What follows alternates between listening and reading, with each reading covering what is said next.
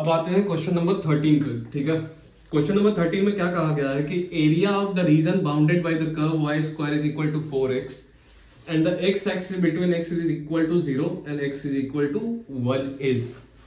तो ऑब्वियसली देखो इक्वेशन से आपको क्या पता चलता है कि इक्वेशन से ये जो भी रीजन है इट इज अ पैराबोला। ये हुआ आपका x,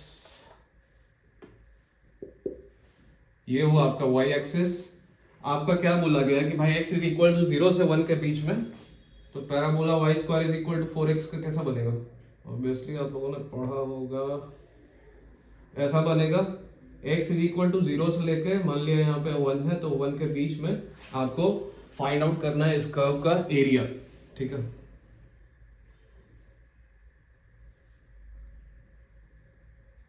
ये पोर्शन फाइंड आउट करना है आपको। तो एरिया कैसे निकालोगे आप? Area is equal to 2 into integration of y dx from 0 to 1।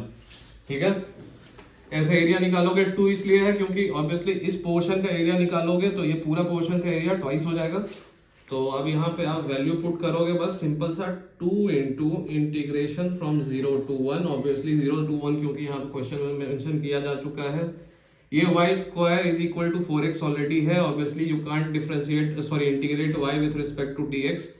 तो आप यहाँ से पहले y का वैल्यू फाइंड आउट करोगे, तो वो क्या हो जाएगा, रफ जो भी y square is equal to 4x, y is equal to 2 root x।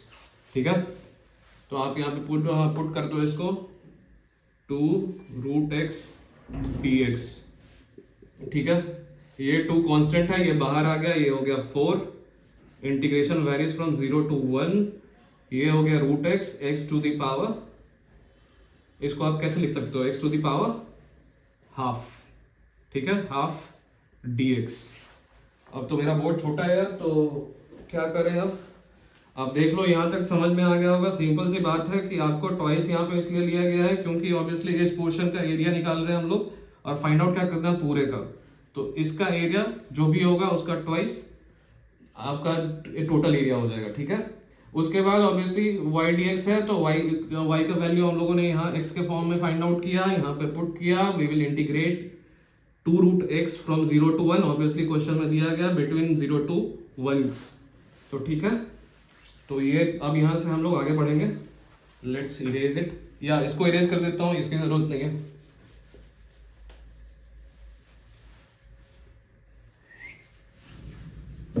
अब आते हैं यहां पे अगले स्टेप पे, दैट इज 4 0 से लेके 1 तक। ऑब्वियसली यू नो की इंटीग्रेशन ऑफ इसको इरेज ही कर दो, फाइनल इंटीग्रेशन पे ही आ जाते हैं। वी नो दैट की integration of x to the power n is equal to what, ये बॉक्स बना लो, ये हो गया x to the power half plus 1 divided by half plus 1 between 0 to 1। ठीक है, ये क्या हो गया 4, ये आपका हो गया x 3/2। समझ में आया ना कि वो भी 6 स्टैंडर्ड की तरह बताऊं अब। 3/2, ये भी हो गया 3/2 0 1, ये हो गया 4, ये ऊपर गया 2/3 into x to the power 3 2। वैसे इसका कोई काम नहीं है, 0 1 है तो क्या ही हो गया यार।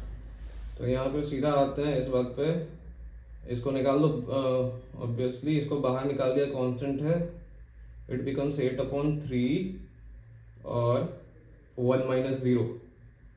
ऑब्वियसली यहाँ पे 1 की वैल्यू पुट करोगे, 1 पे कुछ भी पावर आएगा 1 ही होगा ना, और 0 पे कुछ भी पावर डालो 0 ही होगा। तो 1 माइनस 0, या कह लो सीधा 8/3 आपका आंसर हो गया, एरिया हो गया। ठीक है, देखो तो ऑप्शन कौन सा है, ऑप्शन है आपका बी। बी ऑप्शन है आपका इस क्वेश्चन का सही आंसर, 8/3 यूनिट स्क्वायर। ठीक है, 8/3 यूनिट्स स्क्वायर। क्वेश्चन नंबर 13 हो गया। Let's move ahead to question number 14। मेरे ख्याल से कॉन्सेप्ट क्लियर हो चुका होगा, इससे ज्यादा इजीली कोई नहीं समझा सकता। ठीक है,